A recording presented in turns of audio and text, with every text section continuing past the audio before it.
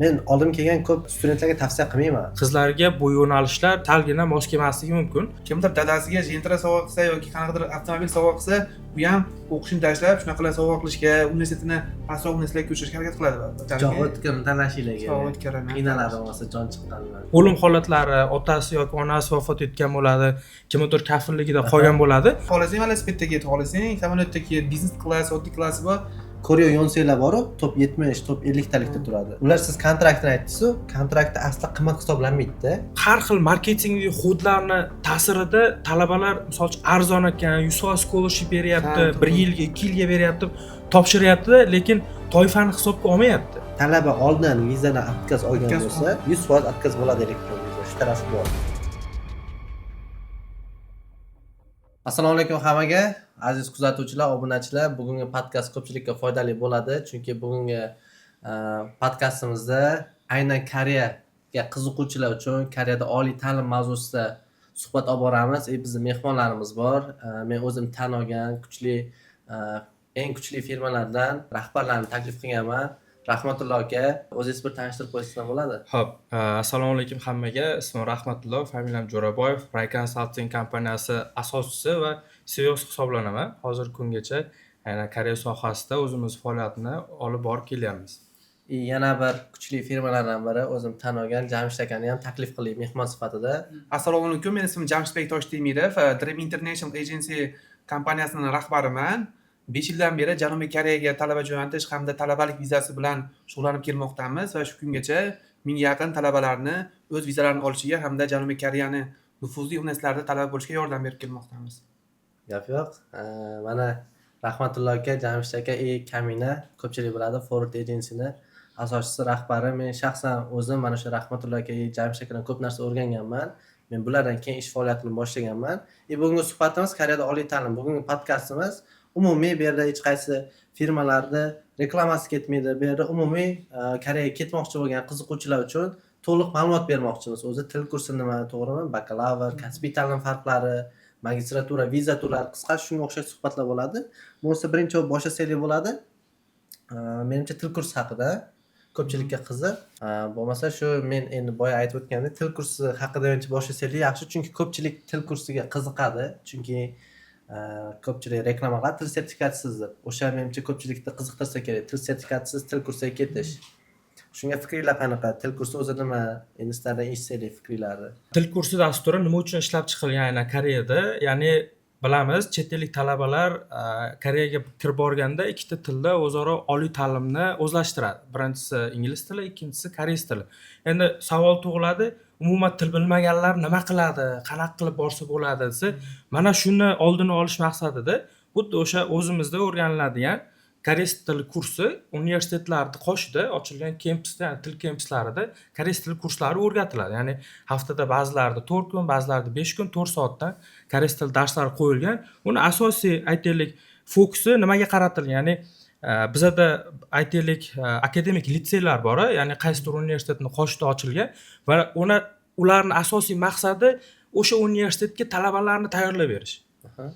Til kursini asosiy maqsadi qaysidir universitetda talaba o'qimoqchi bo'lgan universitetda shu kadrni yetkazib berish, ya'ni til darajasini yetkazib berish va o'zini misol uchun aytaylik universitetlarni bu yerda taqdim qiladigan til sertifikatlari bor. Ba'zilari aytaylik o'sha o'zini sertifikati bilan ham bir-birini o'zaro kollaboratsionni qilib o'quvchilarni qabul qilaveradi. Ya'ni bu yerda asosiy fokus nima? Tilni o'rganib va o'sha o'zi xohlayotgan yo'nalishni davom ettirib ketish uchun qanaqadir bir yo'nalish xolosda bu. Va bu tilni umuman bilmaydigan talabalar uchun optimal, hozirgi kunda O'zbekistondagi eng optimal variant. Til kursi dasturi uchun D41 viza olinadi. D4 viza ham ikki xil usulda olinishi mumkin. Universitetlar reytinglari bor, shularga qarab Usu Injing hamda Ilban degan universitet toifalarga bo'linadi. Agar siz tanlagan universitetingiz Injing texnika bo'ladigan bo'lsa, ya'ni sertifikatlangan universitet bo'ladigan bo'lsa, universitetga hujjat topshirasiz. Til bilish sertifikatingiz, ya'ni top 2 bilan topshirishingiz kerak bo'ladi. Hamda elchixona talabi bor. Ushbu universitetga topshirgan talabalar top 2 sertifikati hamda 3 oylik eng kamida 6,5 ming va Seul oldi shaharlariga esa $8,000 bank shot talab qilinadi. Ya'ni 8 ming dollar bank hamda TOEFL sertifikati til talab kursiga qilinadi. o'qishga kirishga o'zi TOEFL Ha. so'ralmaydi. Elchixona orqali viza Ha, olinadi. elchixona orqali olinsa, shu TOEFL sertifikati talab qilinadi. Yana sizni universitetingiz agar ILBAN hamda usul injin bo'ladigan bo'lsa, ushbu universitetlar immigratsiya orqali ham sizga alohida viza kodi, ya'ni O'zbekistonda u Telex deyiladi.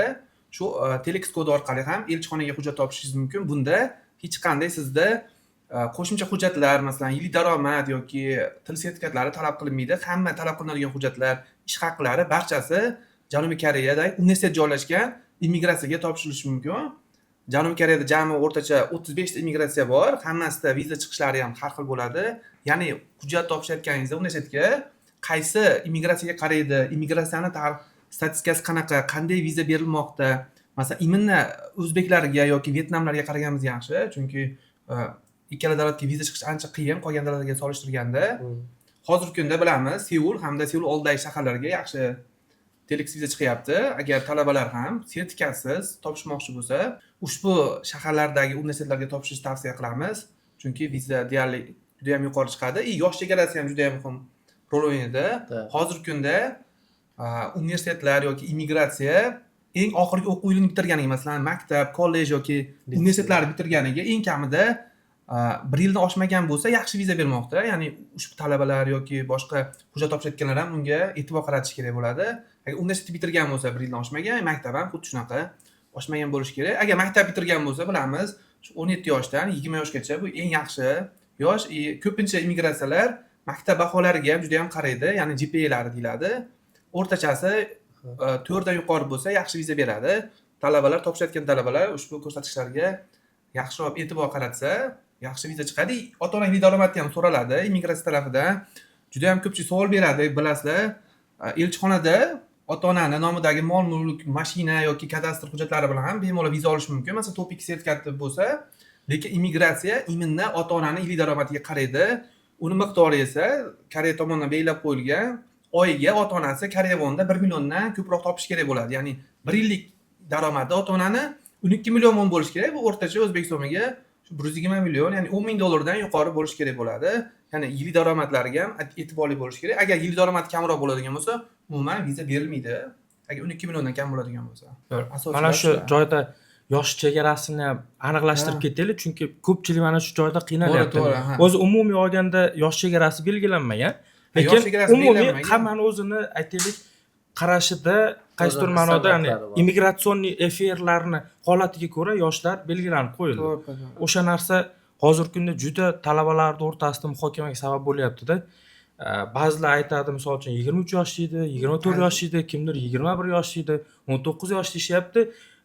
Ya'ni ishonch o'zaro qochyapti. Mijozlar bilan biz o'rtamizda kim qanaqa, kim to'g'ri gapiradi, kim noto'g'ri gapiradi, bu juda muhim tema bo'lib qoldi.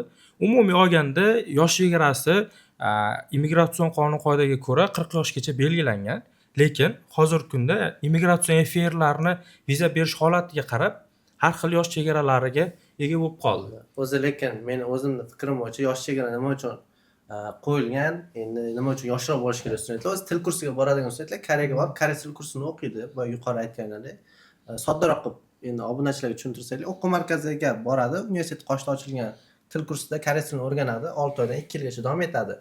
Xo'p, endi yosh chegarasi nima uchun qo'yilgan? U yoqqa borib haftasiga boya Rahmatullo aka aytdi, 5 kun yoki 4 kun o'qiydi, ya'ni dars vaqti ko'proq. O'sha o'qish kafolatlanishi uchun iloji boricha maktab bitirgan, endi yaqinda bitirgan yoki eng oxirgi o'qish joyi bakalavr bitirgan ko'p bo'lmagan studentlar olish kerak. Agar pauza ko'p bo'ladigan bo'lsa, 5-6 yil bo'ladigan bo'lsa, immigratsiya tomonidan viza berilishi deyarli imkonsiz. Sababi O'zbekistonda 5-6 yil bekor yurgan student, hech qayerda o'qimagan student Koreyaga kelib turib o'qiydimi bizning kursda degan savol bilan atkaz ursa kerak. O'zlashtirishda ham menimcha farq bo'lsa kerak. Yoshlar menimcha yaxshiroq o'zlashtiradi deb o'ylaydi tilni. Keyin oldin ham juda ham katta yoshlarga ham Telex viza berilgan yoki til kursi vizasi bergan O'zbekiston elchixonasi yoki immigratsiyalar ham juda ham ko'pchiligi, ya'ni o'qiy olmagan, chunki til kursi o'qish oson ham qiyin, haftasiga 4 kun, 5 kun har kun o'qilinadi. Keyin qolgani o'qishdan qochib, nelegal yashab qolgan, shuning oqibatida O'zbekistonlik talabalarga imminni yosh chegarasiga qattiq qaraydi. agar amerikalik bo'ladigan bo'lsangiz bemalol 30 yoshda 30 yosh bo'lsangiz bemalol vizasidan muammosi yo'q, topshiradi, studentskiy viza olsa bo'ladi bemalol. Shu o'zbeklar uchun endi O'zbeklar uchun xuddi biz aytgan narsalar faqat O'zbekiston talabalari uchun asosan. lekin boya 40 yoshgacha desa immigratsiya qonuni bo'yicha Qoida bo'yicha shunaqa D4 kategoriyada shunaqa. D4da gap yo'q. Endi xo'p, keyingi etap til kursida o'qigan studentlar o'zi nima qiladi? Xo'p, bordi, haftasiga 5 kun o'qidi, 6 oy o'qidi, 1 yil o'qidi, maksimal 2 yilgacha o'qidi. Ularda ikkita variant bo'ladi. Men o'zi bilishim bo'yicha, o'zi o'qigan universitetda qoshidagi til kursida o'qigan bo'lsa, 6 oy yoki 1 yildan keyin ma'lum bir kursni tugatgandan keyin ichki imtihon orqali o'sha universitet yoki universitet tomonidan berilgan sertifikat bilan o'zi o'qigan universitet kollejiga yoki bakalavrga o'tib oladi. Yo bo'lmasa ikkinchi variant topik, koreys tilidan topik sertifikatini olib turib, shu bakalavr yoki magistraturaga boshqa universitetga o'qishini ko'chirsa bo'ladi. Hozir mana shu mavzuni ham to'liq gaplashsa yaxshi bo'lardi. Yangi ko'rilayotgan chora bo'yicha, ya'ni ko'chirishda til sertifikatlarining o'rni o'zgartirildi. O'shalarni ham tushuntirib bersangiz, menimcha foydali bo'lardi. Xo'p, endi til kursidan agar kasbiy ta'lim bakalavrga ko'chirish bo'lsa, Koreyani ichida viza olish bo'yicha muammo bo'lmayapti. Lekin nima muammo bo'lyapti? Ko'p bakalavrga borganlar, 4 yillik universitetlarga borganlar 2 yillik kollejga ko'chirish ko'payib ketganligi uchun ularda viza muammo bo'lishyapti. Lekin adashmasam til kursiga borganlar bakalavr yoki kollejga ko'chirsa muammo bo'lmaydi. Kasbiy ta'limga to'piq 2 sertifikati, ba'zi universitetlarda sertifikat bo'lmasa ham immigratsiyalar viza qilib beryapti. Bakalavrga esa to'piq 3 shunaqa sertifikat talab qilishyapti universitetdan immigratsiyalar viza qilib berish uchun ichki Koreyani o'zida qonun qoidasida. Yana ko'pchilik talabalardan savollar keladi. Ya'ni qachon ko'chira olaman? 1 yillik kontrakt to'laydi ko'pchilik. 1 yildan keyin ko'chiramanmi? Men ham til kursiga ketgan talabalardan savollar kelmoqda.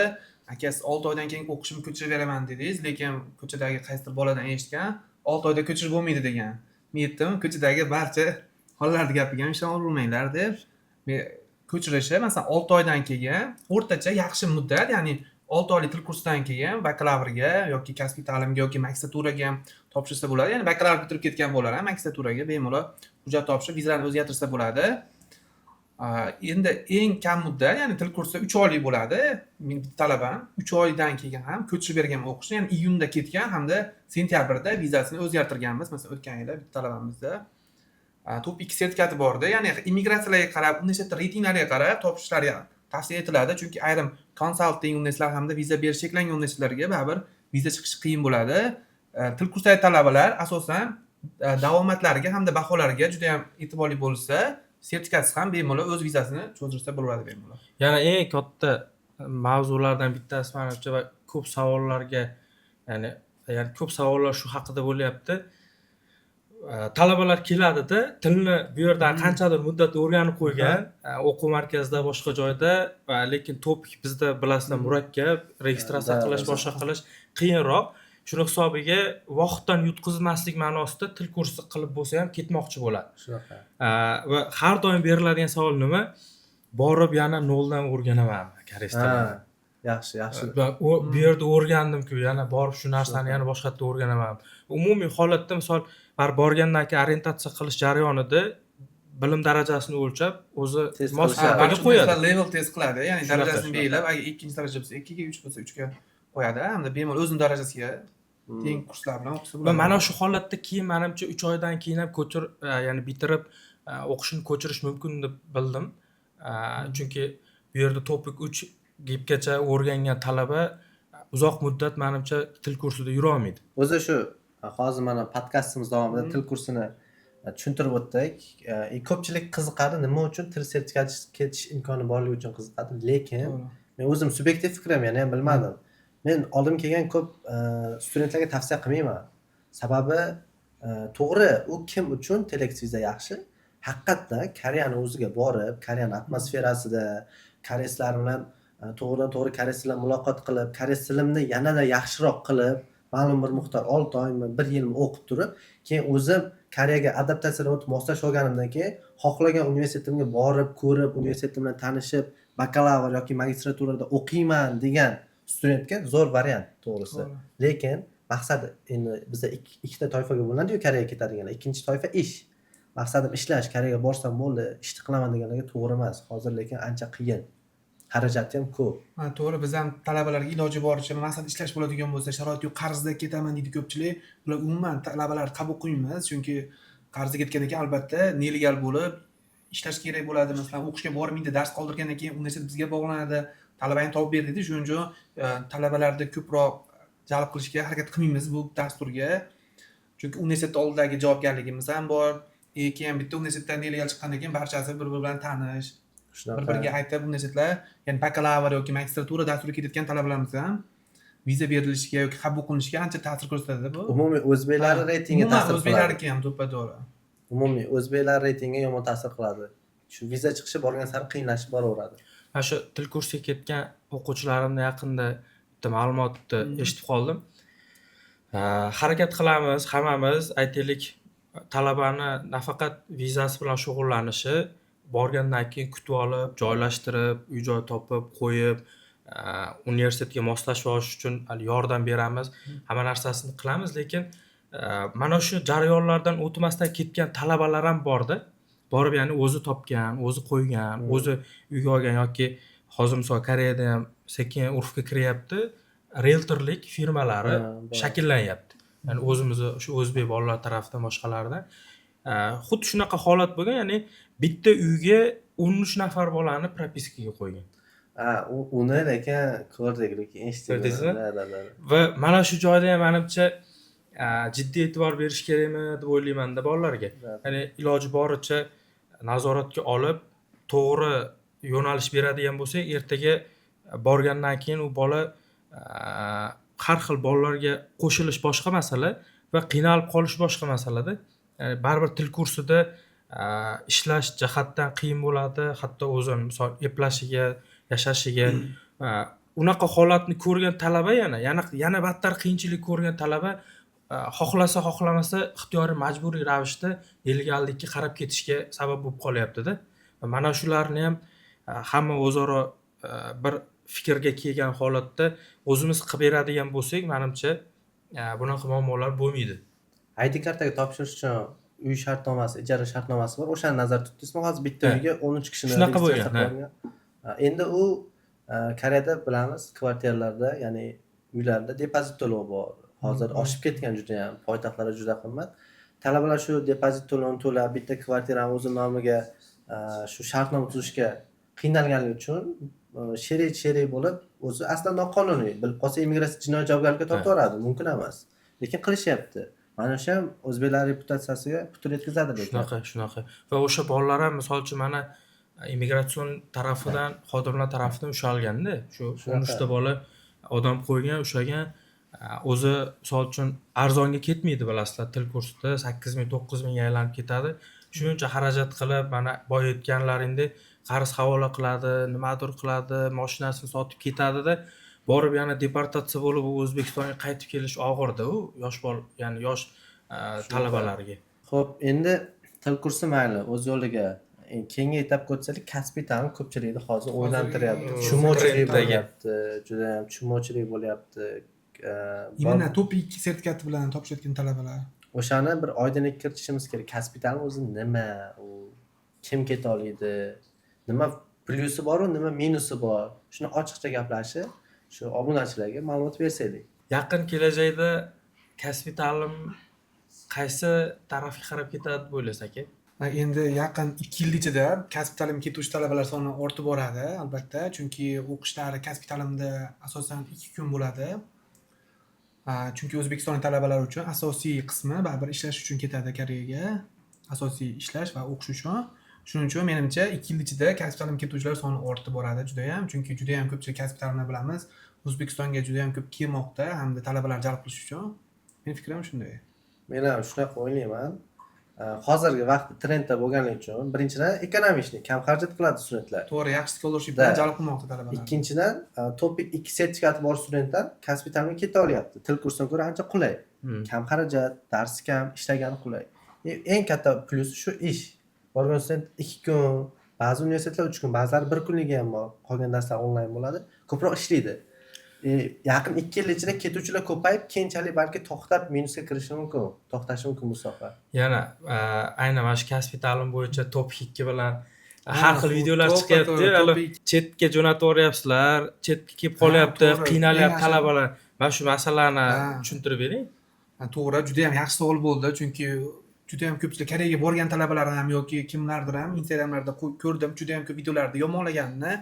Endi o'zbek to'pi 2 talabalari masalan Janubiy Koreyada 130 dan ortiq kasbiy ta'limlar deydimiz. Biz endi kollej universitetlar bor, ya'ni 2 yillik universitetlar bor Koreyada. Endi ularning talabi qanday? IELTS 5,5 sertifikati bo'lishi kerak, reading listening 5,5 yuqori bo'lishi kerak. IELTS bilan topshiruvchilar uchun, to'pi 2chilar uchun to'pi 3 sertifikat talab qilinadi. Endi bizga istisno holatlari bor. Top 2 sertifikati bilan puriy sanoat sertifikatiga ega bo'lgan universitetlar bor. Ya'ni hozirgi kunda 12 dona bor universitetlarimiz. Xuddi shu universitetga topshirilgan hamda qabul qilingan imminda bu 12 ta kollejda ham o'zining yo'nalishlari bor. Ya'ni agarda shu yo'nalishni bitirganingizdan keyin hukumat tomonidan garantiyalangan, ya'ni Y7 viza olish imkoniyatlari bor. Imminda shu litsenziyaga ega bo'lgan kollejlargagina viza olish mumkin. Ya'ni ko'pchilik talabalar kelmoqda, atkaz olgan, sababi 11-man. To'piga pastlik qilgan. Ikkinchi to'pi 2 bilan, ya'ni talaba kelishi mumkin, Seuldan universitet kerak, arzon bo'lishi kerak yoki Pusanda kerak deyish mumkin. Topshirilgan, to'pi 2 sertifikat bilan atkazilgan, chunki aniq edi. Chunki talabi kasbiy ta'lim degani bilan hozir shunaqa tushuncha paydo bo'lib qoldi O'zbekistonda. Kasbiy ta'limga to'pi 2 sertifikat o'tadi deyapti. Masalan, juda ham ko'p Tekyongdan juda ham ko'p atkaz olgan talabalar keldi. Yoki masalan Dongi Institute of Science and Technologydan yoki boshqa Chungcheongdan ham juda ham ko'pchilik talabalar keldi. Ya'ni hali firmalar ham tushunmayapti, ya'ni qaysi kasbiy ta'lim to'p 2 bilan viza berar ekan deb hamma kasbiy ta'limga jo'natishyapti. Unaqa narsa emas, faqatgina 12 ta kollejda ham belgilangan bittadan yo'nalishlari bor. Asosan mashina sozi, ya'ni puriy sanoat degani endi og'ir sanoat desak bo'ladi o'zbekchasiga. Ya'ni Koreyaning asosiy iqtisodiyotni ko'tarib turuvchi yo'nalishlarga masalan mashina sozlik, kema sozlik kabi yo'nalishlari bor.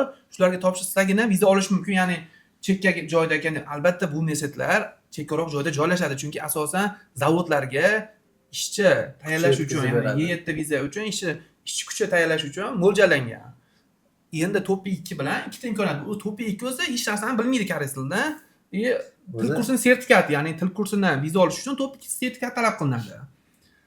Endi ularda ikkita yo'nalishasi bor. Ushbu to'pi 2 talabalarda ikkita varianti bor. Bittasi kasbiy ta'limga ketish, ya'ni haftasiga uni ham 4-5 tasi 2 kun dars qilgan, qolgan kunlar onlayn qilishgan yoki til kursi darsiga ketish. Til kursiga bilamiz 3 oylik bank shotlar qo'yiladi, 1 yillik kontrakt to'lanadi juda ham ko'pchilik universitetlarda, o'qish 4 kun, 5 kun o'qish bo'ladi masalan. Til kursiga ketib, ko'proq talabalar masalan til kursidagi talabalar aksariyati nelegal bo'lib qochib ketadi, chunki o'qish ko'proq.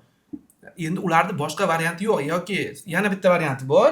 Haligi boshqa firmalar reklama qilyapti-ku, zo'r kollejlarda arzon kontrakt yoki Seulda yoki Pusan ularga topshirib atkaz olish imkoniyati bor.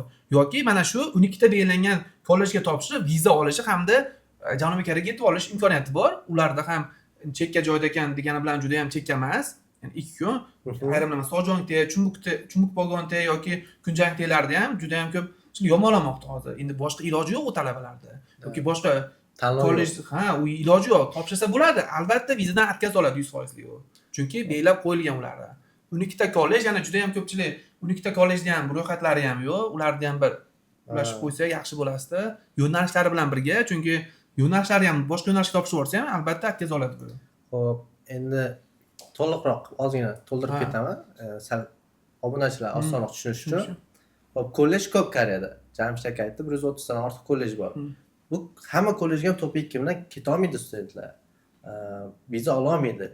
Ko'pchilik reklama qiladi, yaxshi kollejlar reklama qiladi. Kollejlarga to'g'risi farqi yo'q, chunki Koreyada ko'p kollejlar xususiy, ular studentlar olaveradi. Misol uchun, meni oldimga Tegu Art universitetidan kelibdi, to'pi 2 bilan sport yo'nalishiga kirib olgan o'qishga.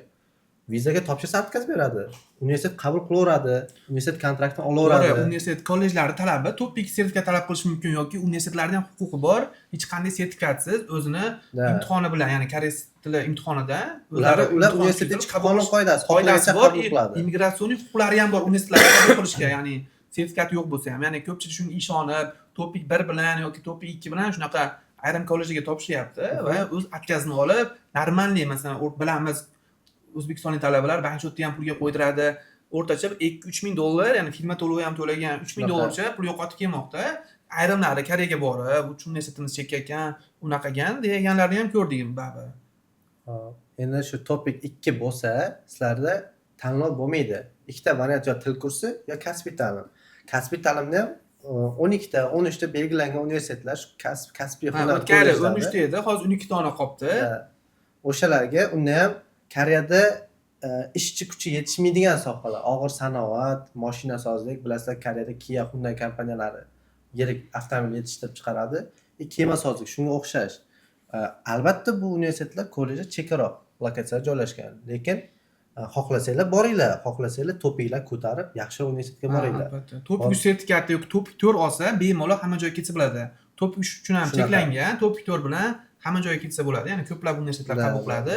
Agar imkoniyati bor, topik 4 ga ko'tarish uchun O'zbekistonda bola ancha 1 yil, 2 yil olishi mumkin o'zbekistonlik talabalar o'dasida. Shu kollejlarni ham aytib yuboramizmi birato'lasiga?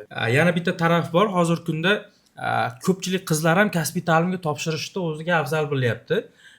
Lekin boya aytganimizdek, topik 2 bilan, ya'ni og'ir sanoat yo'nalishlari bo'lgani hisobiga qizlarga bu yo'nalishlar salgina mos kelmasligi mumkin. Lekin bitta yaxshi tarafi, ya'ni yaxshi yo'li bor. Borgandan keyin, misol bitta semestrni tamomlab, keyin o'zi xohlagan yo'nalishiga o'qishini yoki guruhini almashtirib olishi mumkin bemalol. To'g'ri. Endi kasbiy ta'limda eng katta plyusini gapirib o'tsam, keyinchalik o'zinglar to'ldirasizlar. Albatta, topik 2 bilan ketadigan ish. Eng katta plyusi kasbiy ta'limni men o'zim bilaman, ozgina qisqa sanab o'taman. Kasbiy ta'limga borish eng katta afzalliklar. Birinchisi, kam xarajat, ekonomishni ketsa bo'ladi.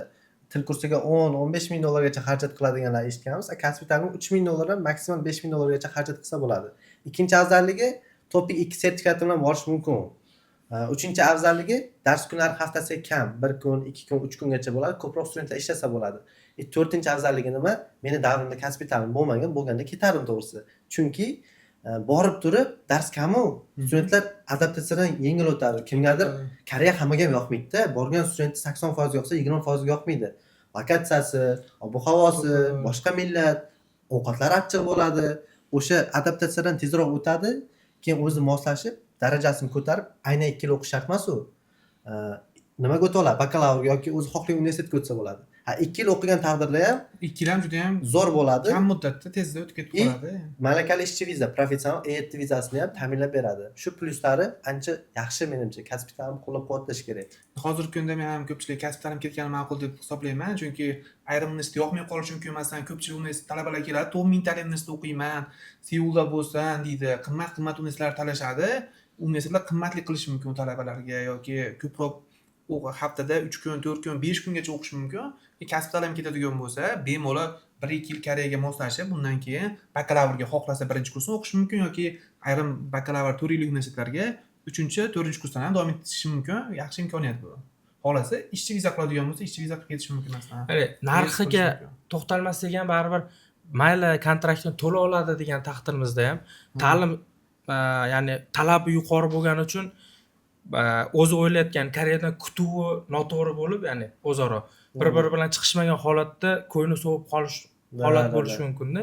Va bu holatda talaba, ya'ni majburlik hissidan qochgan holatda o'qishni tashlab chiqib ketishi mumkin bo'ladi. Shunaqa Bunaqalar juda ham ko'p. Hattoki IELTS 8 bilan borgan talabalar ham normallik topoviy universitetga boraman deb niyat qiladi.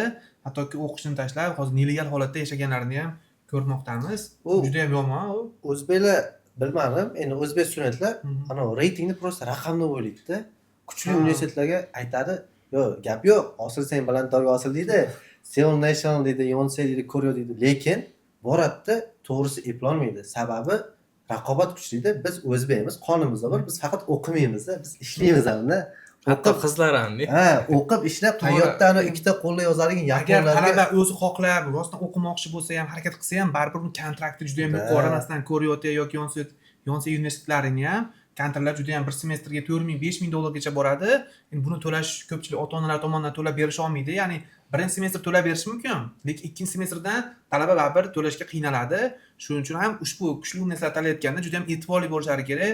Chunki bolalar O'zbekistonda turib juda ham aytmoqchi, Koreya universitetida yoki Yonsei universitetida yoki Seoul Nationalda o'qimoqchi. Borgandan keyin o'qishimni ko'chirib bering. shunaqa. Deydi, top mitali emas-ku o'qishing desa, bo'laveradi deydi. Koreyaga borgandan keyin o'sha bir haftadan keyin o'qishni ko'chirmoqchi bolalar. Shunaqa. Topoviy universitetlarda. Eng qizig'i shu obro'y baland universitetda, ya'ni yuqori qismda quyi qismga perevod qilishda universitetda viza masalasi ham muammo. Viza masalasida ozgina muammo bo'lishi mumkin, yoki pastdan tepaga ko'tarilishda viza yaxshi beradi odatda, lekin nufuzli universitetdan quyi universitetlarga ko'chirishda ancha muammo bo'lishi mumkin. O'shaning uchun ana og'zi bir chetidan chiqib ketadi-da, top 100talik, top 200talik. Lekin men o'zim o'qigan universitetim ja obro'y baland emas, lekin ancha qiyin edi-da. Inha ham top 600talikda turadi. Hatto qiyin-da, chunki native speakerlar ko'p. Mayli ano Koreo Yonseilar bor-ku, top 70, top 50talikda turadi. Ular siz kontraktini aytdingiz-ku, kontraktda asli qimmat hisoblanmaydi-da. Qolgan Endi rivojlangan to'g'ri, dunyo narsalarga miqyosida qaraganda Koreyani masalan ko'pchilik Sejonni ham qimmat deyishadi yoki Inhani ham, Shunaqa. lekin Angliya bilan yoki Amerika bilan Xuddi shunaqa. ko'plab Yevropadagi universitetlar bilan solishtiradigan bo'lsa, juda ham arzon Arzon. hisoblanadi o'zi aslida. 10 barobar arzon. Misol uchun, Lekin o'zbeklar Koreyaga borgandan keyin qolgan universitetlarga solishtiradi. hop, Ozgina Koreyani qimmat ichida, ekan. Koreyani ichida qimmat universitetlar dunyo miqyosida arzon hisoblanadi. Arzon. Nufuziga qarasa-da. Amerikada 70 ming, 80 ming 80 dollardan ming boshlansa, dollardan boshlanadi. Xuddi shunaqa reytingdagi universitet Amerikada yoki Angliyada eng kami 15 ming dollarda masalan after scholarship deydi, ya'ni grant Da. bergandan keyingi holat xuddi shunaqa. Undan ko'ra o'shani hisobiga, arzonligini hisobiga Koreya native speakerlar ko'p kelib o'qiydi-da. Avstraliya, Kanada, Amerikaliklar ham o'zining davlatida o'qish qimmatku. chunki juda ham ko'p Avstraliyadan ham eshitganmiz, o'z davlatida o'qishga ham qiynaladi. Koreyaga Shuning uchun o'qishadi. Koreya yoki boshqa davlatlarga Endi o'zingiz o'ylab ko'ring, ular bilan siz IELTS 8 bo'lsa ham uni ona tili ingliz tili qanday raqobat qilasiz? Yana qolaversa uni Qiyin-da. funding jihatdan nima deydi, moddiy taraflama ham o'zbekistonlik talabalardan kuchliroq. Yana o'zbekistonlik talaba ishlayapti ikkitasi. Ya'ni menda talabamda shunaqa bo'lgan, boshlayotganimda 4-5 yil oldin ikkita onalari tanish ikkita talabamni, bittasi o'qib $50 topyapti ekan, masalan o'qib, masalan haftada 3 kun Gachonga borardi. aha, 3 kun topadi, kuniga $50 topyapti. Yana bittasi bor, ungacha umuman borgan yo'q, $100 topyapti. Ya'ni onalari o'sha chiqib, ana o'g'li qo'shnimda o'g'li $100 topyapti ekan, sen $50 topyapsan ekan deb, o'sha bolalariga o'sha ota-ona tarafdan ham shunaqa noto'g'ri tushunchalar berilib bormoqda. Chunki bola ham iloji yo'q, kimdir dadasiga jentira sovg'a qilsa yoki qanaqadir avtomobil sovg'a qilsa, u ham o'qishini tashlab, shunaqalar sovg'a qilishga, universitetini pastroq universitetga ko'chirishga harakat qiladi baribir. Hozir umumiy reyting yuqori bo'lgan universitetlar bilan toifalar jihatidan yuqori bo'lgan universitetlarni ham talabalar ko'p adashtirib qo'yadi. ha, Ya'ni da, bu da. o'suv injin toifadagilar bu Ha, eng to'g'ri. yuqori Koreyani- toifadagi universitetlarni Koreyani qarab reytingi qolyapti. bilan QS reyting yoki boshqa dunyo tan olgan reytinglar bilan adashib qo'ymoqda. Ya'ni Koreyani o'zining alohida reytingi bor. Universitetlar 5 toifaga bo'linadi va xuddi shu toifaga Koreyani reytingi bo'yicha viza beriladi. Siz aytmoqchi, ya'ni o'suv injinga, U lekin u ta'lim sifatiga aloqasi yo'q. Ha, u umuman chet ellik ta'limga talabalarni aloqasi yo'q. boshqarish qobiliyatiga qarab beriladi. Asosan nelegallik, ya'ni Da. chet ellik talabalar menejmenti bo'yicha. Даже Seoul National'lar Ha, o'sha injin emas, emas, lekin to'g'ri. dunyoda 20 talikda turadi ta'lim sifati bo'yicha. Keyin mana 5-chi toifa ham o'zi bu yildan qo'shilgan konsalting toifadagilar bo'lindi. Borgandan keyin talabalar bu yerdan hozir konsalting toifaga topshirish uchun 6 oylik banshot qo'yish kerak. To'g'ri, shunga O'zbekistondan e'tibor turib. qaratishimiz kerak. Hozir har xil marketingli xudlarni ta'sirida talabalar misol uchun arzon ekan, USO scholarship beryapti, Ha, 1 yilga, 2 yilga beryapti, topshiryapti, lekin toifani hisobga olmayapti. Aha. To'g'ri, Va vizadan 1 oylik o'tkazilgandan banshot keyin qo'yib o'ylab topshirgandan ko'radi. keyin Ha. 11 bilan misol ba'zi holatlar mana 6 bilan chiqqanlari bor, 7 bilan o'tkazib berganlari bor. Tushuncha yo'q. Ya'ni aynan o'sha jihatda muammo bo'layotganligini даже bilishmayapti. To'g'ri, elchixona yangi anaqa bayonnomasida chiqilgan, ya'ni quyi toifadagi universitetlar uchun 6 oylik bankshot talab qilingan $13,000 viloyatlarga hamda Seul hududiga $16,000. Menga ham juda ham ko'p. Mana Farg'onaga borganimizda ham bitta talaba keldi, отказ olgan ekan. 1 oylik bankshot qo'ydim deyapti, barcha ishlarni qilgan, lekin отказ olgan 8-band bilan. Universitet nima edi deb so'radim keyin. Universiteti o'sha Yuwon deydi ekan, ya'ni bu Yuwon, paytda ha. konsalting bo'lib qolgan bo'lishi mumkin universiteting deb tekshirib ko'rdik, rostdan konsalting bo'lgan, ya'ni quyi toifadagi universitet nima deyilganiga ham elchixona alohida anaqa bermaydi-da, nima deydi? Tushuntirishlar Band yo'q. bermaydi. U yerda Quyi yo'q. toifadagi universitetlarga 6 oylik bankshot deyilgan. Qaysi universitetlar quyi toifa o'zi masalan, reytinglari bo'yicha? O'shalar haqida Berilmagan, Mana shuni ma'lumot ham- berilmagan. mana talaba javob chiqishi yoki kerak-da. konsalting firmalarida ham juda ham ko'pchilik uni fahmlash uchun yoki tushunish uchun anchasi juda ham kamchilik farq oladi deb o'ylayman. Umuman quyi toifadagi universitetlar ham o'zbekcha yozib qo'yganda karchasida ham iminda to'liq tushuntirish berilmagan. Endi quyi toifadagi universitetlar mana Korean reytingdagi konsalting universitetlar hamda viza berilishi cheklangan universitetlar quyi toifadagi universitetlar deyiladi. Iminda quyi toifa anaqa viza berilishi cheklangan universitetlar ko'radi-da, lekin siz aytmoqchi O'rtadagi konsaltingni qolib ko'rmaydi. ketyapti. Chunki konsaltingni Studying Korea saytida ham e'lon qilgani yo'q. Shuning uchun unga topshirishyapti. Hamma narsam zo'r. Prosta Universitet sababi xato bunaqa ekan, tanlangan. viza sentridan so'rab. Sababi nima ekanki, kech topshiribdi masalan vizaga. Oxirida masalan Mana shu tezroq narsalar oxirida topshirib talabalarni chalg'ityapti-da. ha, chalg'ityapti, yana topshirmoqchi universitetga. Ya'ni uni yana tekshirish kerak dedimki, ya'ni bu yil qo'shilganmi, qo'shilmaganmi masalan tekshirgandan keyin topshirish mumkin. 6 oylik bankshot so'ralgan, 8 pamla o'tkazilgan, ya'ni ota-onasi nomida mol-mulk bormi desam bor edi. Bankshot Mana shu e'lonni kam ko'rgandan keyin mana 2024 bir oy yil 16 bo'lganda, noyabrda chiqqanda bu. Chiqqaniga ham ancha bo'lib qoldi. Haligacha misol uchun mana shuni tahlil qilib, o'zaro auditoriyaga yetkazib berish holatlari ham bo'lmayapti-da. Va u To'g'ri, anaqada yo'q. qayerdan oladi Shuncha uni? qaysi universitetga topshirish kerak, qaysi universitet yaxshi viza beradi, unaqa material juda ham kam, yo'q deyarli. Ko'pchilik koreys tilida, bizkilar baribir uni tushunib, baribir birinchi marta hujjat topshirayotgan talaba baribir uni bilolmaydi. Keyin yangi firmalar ham masalan endi boshlagan bo'lsa, uni bilmaydi. Ya'ni kimdir topshirib beraman, okey desa, masalan topshirish boryapti va hamda 8-bamlatga chiqadi. Ya'ni 8-bamlatga olgan talabalar universitetlaringizga bir qarab qo'yishlaringizni tavsiya qilamiz. Ya'ni balki u konsalting universitet bo'lgandir. Ya'ni masalan o'tgan semestr ham 12 ta kollej bo'lgan bo'lsa, masalan puri sanoatga, ya'ni og'ir sanoatga top 2 bilan viza beradigan. Lekin ularning ham juda ham ko'p qismi ana konsalting edi masalan. Gaming Munatehako yoki Choson yoki Dongwonlar ham, masalan dissertalar ham konsalting bo'lgan, shuning uchun topshirmaganmiz. Ayrimlari boshqa iloji yo'q, faqat chumbuk bo'lganda va hamda kunjayim bor edi, shunga topshirdik masalan. Koreyaga vizadan nima uchun studentlar o'tkaza oladi? Sanayapmiz. O'zi 11 ta band bor, Ha. elchixona tomonidan. Bitta band bor, asosiy 4 ta 5 ta banddan o'tkaza olyapti. 7 deyapmiz, 8 deyapmiz, Ya. 11 deyapmiz. Odamlar tushunmayapti mana shu. Shu bitta oydinlikka to'g'ri. 7 ta misol uchun nima o'zi u 7 dan o'tkaza 7 oladi? ta asosiy maqsadi yoritilmagan, ya'ni Janubiy Koreyaga kirishdan asosiy maqsadi yoritilmagan degan. Odatda endi study plandan deyishadi o'tkazdi, ya'ni ushbu banddan o'tkazib olganda, ya'ni study plan yozadi elchixonaga. Da. Maqsadlarini yozadi, ya'ni Koreyaga borganda nima ishlar qiladi, qaytib kelgandan keyin nima ishlar qiladi. Shu maqsad asosiy sababi shu maqsadi Da. aniq yozilmaganidan bo'lishi mumkin. Ikkinchisi, odatda universitetlarda ham muammolar bo'ladigan bo'lsa, ya'ni juda ham ko'p talaba qabul qilib olgan bo'lishi mumkin Aha. yoki yana qo'shimcha ularga ham albatta 7 bilan o'tkazib qo'yadi. Ya'ni juda ham Da. ko'pchilik aytishi mumkin, study plan juda ham zo'r yozilgan, lekin o'tkazib oldim baribir vizadan deyish mumkin. Imенно bu baribir bitta Universitetga study planga qaralmaydi. Bu yerda Koreyaga kirishdan asosiy maqsadi aniq emas deyilganda, endi bu yerda maqsad faqatgina yozgan study planingizga bog'liq emas, ya'ni 8 aka 8-band o'tkaz. Xo'p, 8-bandda nima bo'ladi? Asosiysi bu yerda moddiyatga borib taqaladi. Ya'ni ota-onasini daromadi. Yoki ba'zi bir holatlar bo'ladi, o'zaro relationship. Bilasizlar, misol uchun, zakis qog'ozda ota-onasining ismi boshqacha yoki pasportida qaysidir ismi tushib qolgan bo'lishi, shubhali holatlar bo'lishi mumkin shunaqa. Ya'ni odatda ajrashganlarda ham bu narsa hozir ko'p uchrayapti. Relationshipni to'g'rilolmagan, ya'ni kafillikka kim o'tishini hal qila olmaydi. Shunaqa mavhum holatlarda 8 band ham berish mumkin. Shunaqa. qo'shimchasi kerak bankshotlari masalan 1 oy 1 kun qo'yiladi-ku. Moliyaviy Shunda sharoit. 1 kun bo'lib qolsa, 1 kun bo'lib qolsa, nima 30 kun yoki 29 kun bo'lib qolsa ham 8-band bilan o'tkazilishi mumkin. Summasi ham Ha, $10 summasi kam bo'lsa masalan. ham o'tkazaveradi. $10 kam bo'lsa ham o'tkazilishi mumkin. Endi ko'pincha $10 kam bo'lsa, anaqa Koreyadagi vonni holatiga hisoblashadi, uncha farq qilmasligi mumkin. Shunaqa.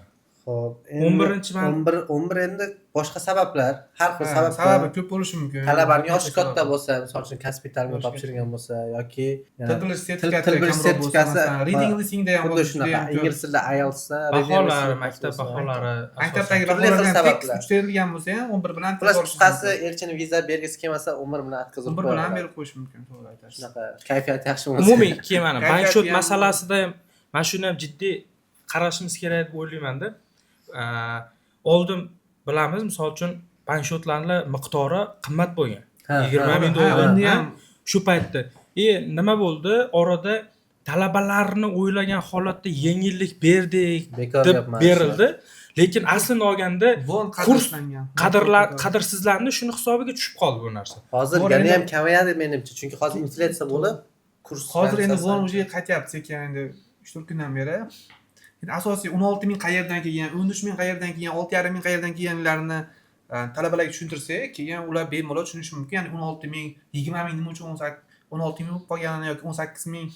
O'zi вообще-то agar uni gapiradigan bo'lsak, bankshot nimaligidan boshlash kerak. Nima Ha. uchun u aynan KDB bank, nima uchun u elchixonaga bankshot so'raladi? Ha, O'shani to'g'ri. boshlash Ayrim kerak-da. masalan talabalar birinchi marta topshiryapti, ota-onalar tushunmasa o'zimizni banklarga qo'ysagan bo'ladimi deb. Viloyatda ayrim talabalar masalan konsalting topshirgan, Milliy bankka qo'yib kelib, elchixonadan o'tkazib olganlarni ham o'zim ko'rganman Visa Centerda.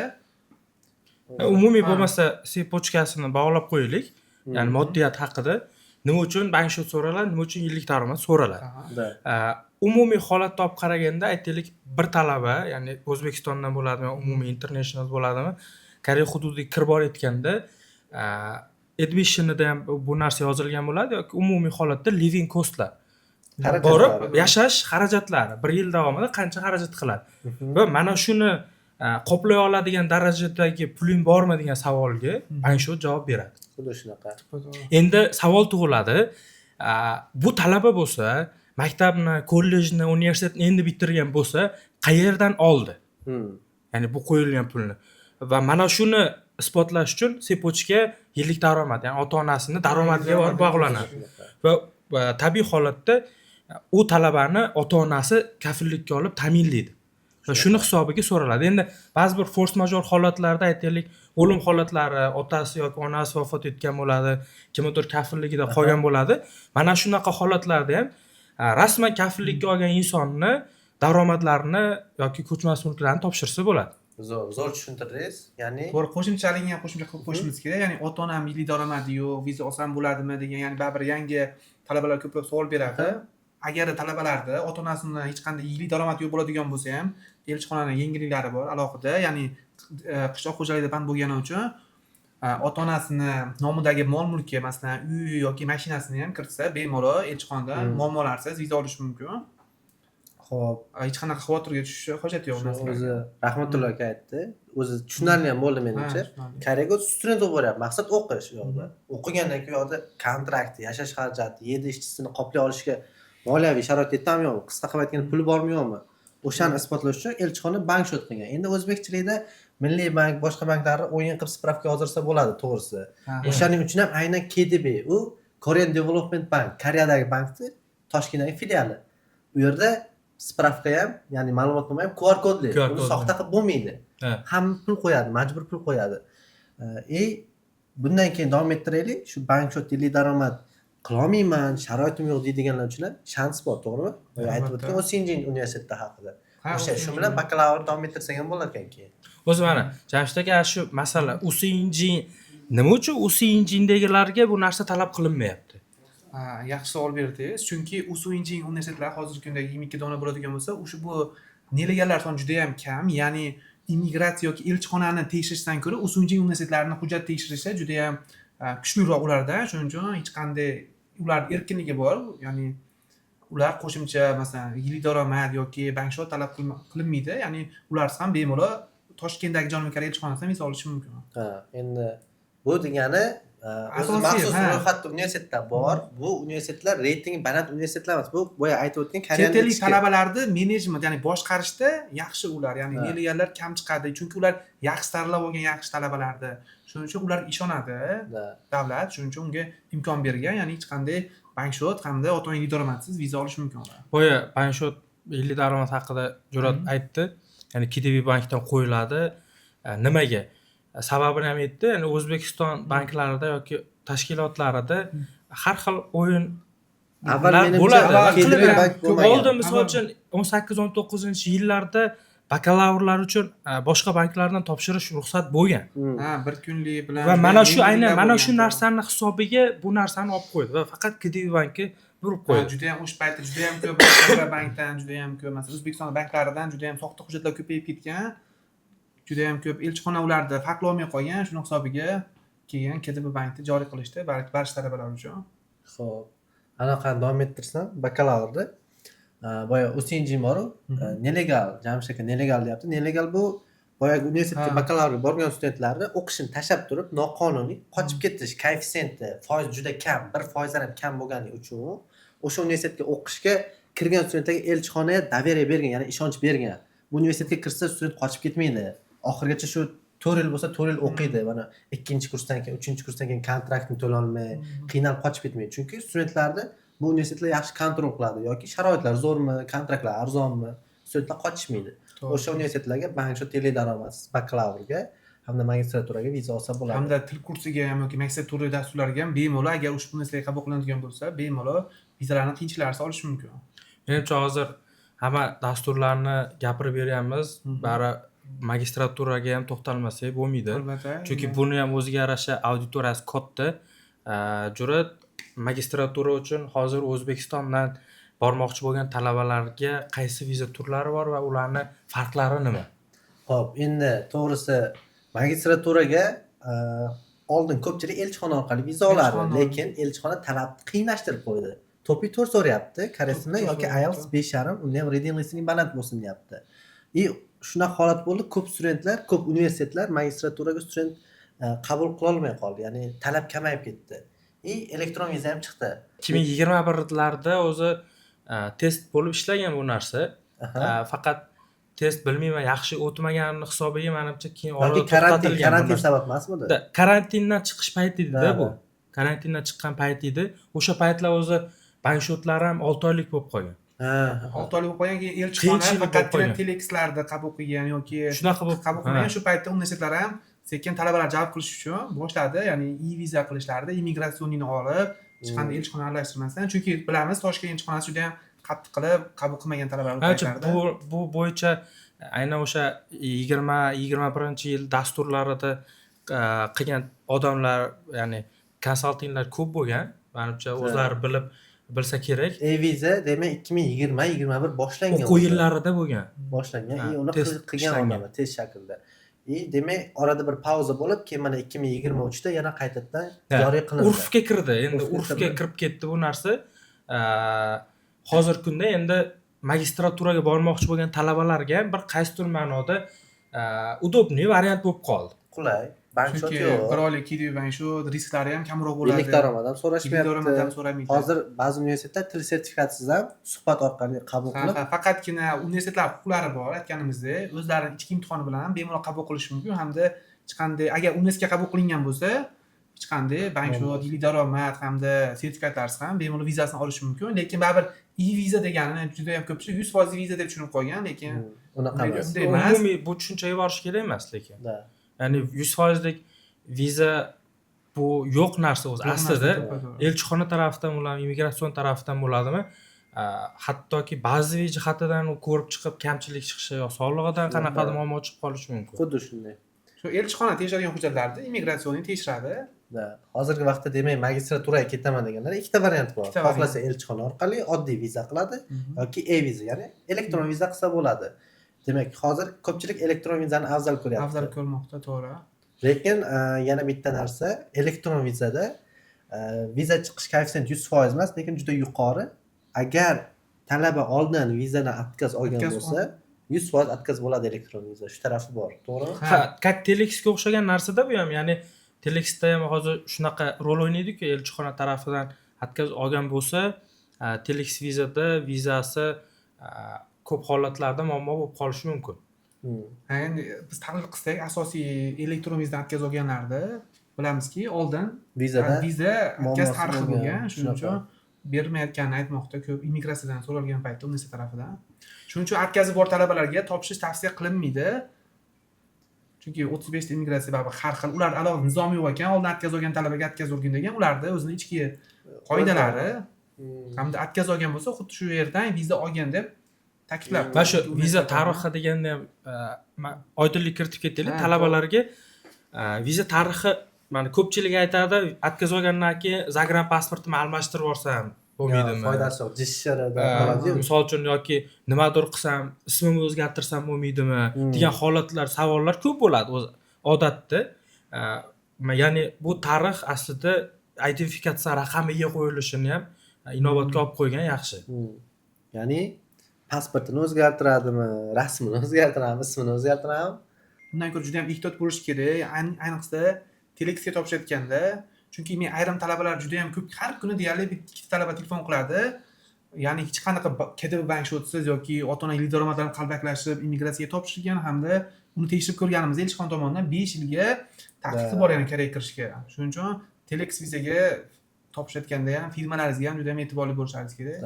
Aynan o'sha soxta hujjatlar bilan atkaz olgan talabalar bilmay topshirib qo'yadi va ya'ni qaysi band bilan atkaz berish mumkin, ya'ni aynan 6-band bilan atkaz olib qaytadan topshiradigan bo'lsa. Agarda masalan 6-bandda ham juda ham ko'p turlari bor, ya'ni soxta hujjatda ham xavflilik darajalari bor-ku, masalan. Shunaqa.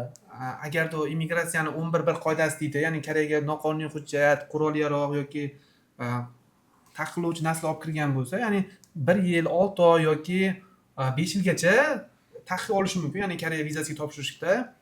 Odatda 6 oy hisoblanadi. Agar 6 oydan oldin topshirib qo'yadigan bo'lsa, taqiq ko'payib ketishi mumkin. Agar masalan 5 yilga taqiqi bor, talaba topshirdi, odatda ikkinchi bamni o'tkaziladi. Ya'ni immigratsiyani shu 11 qoidasini buzgan, ya'ni Koreyaga noqonuniy taqiqlovchi narsa olib kirgan Ya'ni band bilan. oldin aytaylik 6-band bilan atkaz olib, lekin holatlar bo'lyapti-ku, hozir uchrayapti. Atkaz sababini konkretni yoritib berishmayapti. Boshqa sabablarni aytib yuborishyapti. 6-band bilan olgan bolalarga 7-band deyishdi. topshirib turib, misol uchun u bola vizaga qaytadan so'rovnoma kirgizganda 2-band bilan yana qaytadan atkaz beradi. Ya'ni shu yerdan aniqlab olish mumkin-a, oldin endi 6-band bilan berganini. 6-band bilan atkaz olgan talabalar aniq uni taqiqi bor, yana vizaga topshirishga degan narsa emas. Ya'ni 6 oy bo'lishi mumkin. Shuning uchun 6-band bilan atkaz olgan talabalar elchixonaga alohida xat kiritib tekshirish kerak, ya'ni Koreyaga deporti bor yoki yo'qligini, ya'ni taqiqi bor yoki yo'qligini. Agar taqiq yo'q bo'lsa ham 6-band bo'lsa ham hech qanaqa muammosi viza olishi mumkin. Da. Prosta tekshirib qo'yish kerak uni. Tekshirmasdan topshirmaslik kerak 6-band. Chunki juda ham ko'pchilikda taqiq bor, ya'ni 5 yil, odatda 5 yil. 2 yil. Mana shuni 2 yil yoki 1 yil. aniqlashtirib o'tib ketaylik. Ya'ni foydali bo'lsin. Mabodo kimdir 6-band bilan atkaz olib qo'ygan bo'lsa, qayerga borib murojaat qilish kerak? Chunki men eshityapman, aytaylik, tekshirish jarayonida ham qanchadir mablag' evaziga tekshirib berishayotganini, atkaz tarixini o'rganib berishayotganini, bu qaysidir ma'noda o'zi qila oladimi talabalar, bu narsani tekshira oladimi? Albatta, talabalar bemalol elchixona rasmiy akkreditatsiyadan o'tgan 14 tami, hozir 15 tami firmasi bor. Viza sentrlar bor. Xuddi shular orqali ariza topshirib tekshirish mumkin. Narxlari hammasida menimcha 50 ming so'mdan boshlanadi, qimmat emas. Ya'ni talabalar kelib ariza topshirish kerak. Agar narxlari uncha qimmat emas menimcha, 50 ming, 100 mingdan 200 minggacha maksimalni, ya'ni elchixona tomonidan belgilab qo'yilgan narxlari ham. Shunaqa. Shu to'ppa-to'g'ri aytasiz. Agar 6 bu eng xavfli bandlardan bittasi, ya'ni soxta qalbaki hujjat. Mabodo tekshirmasdan 6-band bilan ba'zi firmalar 6 oyga atkaza olding, 6 oydan keyin topshirsang bo'ladi dedi. Talaba ishonib topshiradi, lekin aslida 2 yil, 1 yil yoki 5 yilgacha cheklov bo'lgan bo'ladi. Bunday holatda elchixonani qonunchiligini buzib, ya'ni xuddi o'zbekchasiga qo'pol qilib aytganda elchixona izdivatsiya qilib turib, atkaz bo'lib turib, taqiq bo'lib turib, yana qaytadan hujjat topshirgan evaziga 2 bilan atkaz uradi, kami 20 yoki undan yilga, undan ham ko'p vaqtga band bo'ladi, to'g'rimi? Band berishni ham endi o'zini o'sha xavflilik nuqtai nazari bor. Har doim emas. Lekin bilmay topshirib qo'yishlik bu tabiiy holat. Shuning uchun elchixona u darajada qayta urinishlar bo'lsa band beradi, lekin qayta urinadigan bo'lsa, ya'ni bu yerda odatda o'zi harakat qiladigan talabalarda uchraydi. O'zi onlayn topshiradi, vizaga o'zi hujjat topshiradi, bandlarni u darajada yaxshi o'zlashtirmagan, bilimi yo'q. Shunday holatlarda qayta topshiradigan bo'lsa, band berish mumkin. Hozir aytaylik, talabalarda yana bitta qiynaydigan masala bu kontrakt to'lashlik masalasi. Aytaylik, o'zi umumiy olganda talabani o'zi bank orqali to'lash kerak-da kontraktini, invoysiga ko'rsatilgan hisob raqamga. Lekin bilasizlar, misol uchun bizda O'zbekistonda won bilan konversiya yo'q. Shuni hisobiga biz bu yerdan dollar to'laymiz, u borib Koreyaga won bo'lib tushguncha o'rtada 3 kundan 5 kun, bir haftagacha ham vaqt ketib qoladi. Qo'shimcha banklar bo'ladi, masalan, ko'pchilik Amerika orqali, Germaniya orqali banklar ham chetga jo'natadi. Shuni hisobiga yetib borish vaqti ham juda ham cho'zilib ketadi. U paytda 1-2 kunda won kursi o'ynab, ya'ni kontrakt kam tushib qolishi mumkin.